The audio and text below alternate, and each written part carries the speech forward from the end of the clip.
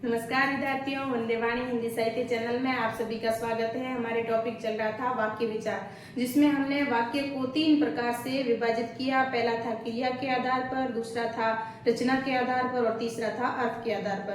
क्रिया के आधार पर तथा रचना के आधार पर जो वाक्यों का वर्गीकरण किया गया था उसके बारे में हमने पढ़ लिया था।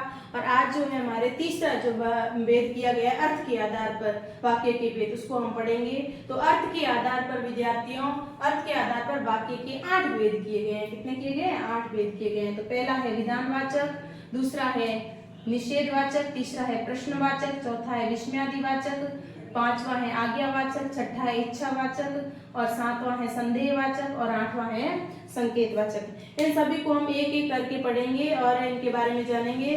तो सबसे पहले हम पढ़ेंगे विधानवाचक वाक्य। विधानवाचक जिन वाक्यों से किसी कार्य के करने या होने की सामान्य सूचना मिलती है, यानी जिन वाक्यों से किसी भी कार्य के करने या होने की सामान्य सूचना मिलती है उन्हें विधानवाचक वाक्य कहते हैं। कि कार्य हो रहा है कि नहीं हो रहा है उसकी सामान्य सी सूचना मिलती है, उसे हम कहेंगे विधानवाचक वाक्य। और इन वाक्यों में जो शाश्वत वचन पर आधारित वाक्य होते हैं या शाश्वत सत्य पर आधारित वाक्य भी इसमें विधानवाचक में ही आएंगे। जैसे मैं कल दिल्ली गया था, मतलब ये सामान्य सी सूचना दी है कि कल मैं दिल्ली गया था। दूसरा है मोहन पढ़ता है, तो ये भी क्या है? ये भी सामान्य सूचना है कि मोहन पढ़ता है।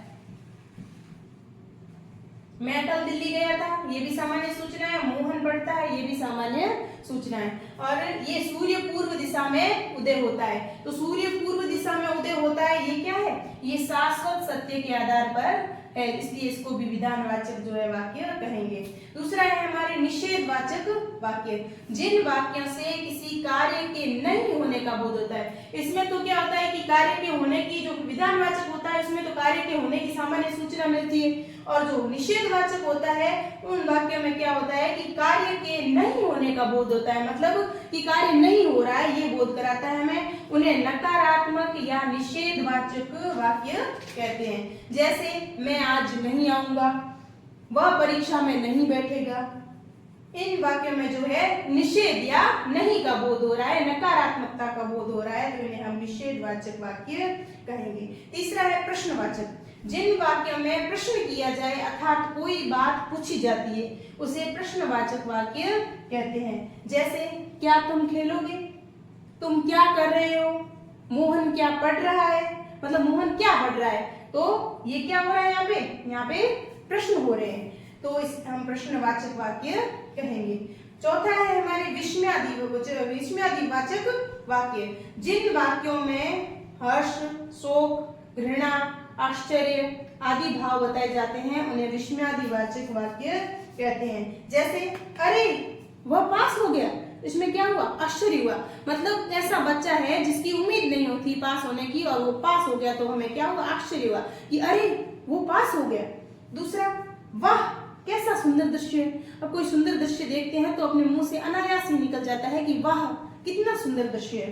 तीसरा, अच्छा तुमने भी गाना गाया, मतलब हम किसी को, मतलब ये हम जान भी नहीं पाते कि वो गाना गा सकता है, लेकिन जब उन्हें गाना गाया, उसने गाना गाया तो हमें पता चला कि इसने भी गाना गाया है, तो हम पूछते हैं अच्छा तुमने भी गाना गाया, मतलब हमें आश्चर्य हो रहा है, हमें विस्मय हो रहा है। तो ये जो शब्द आएंगे, ये जो वाक्य आएंगे, ये किसमें आएंगे?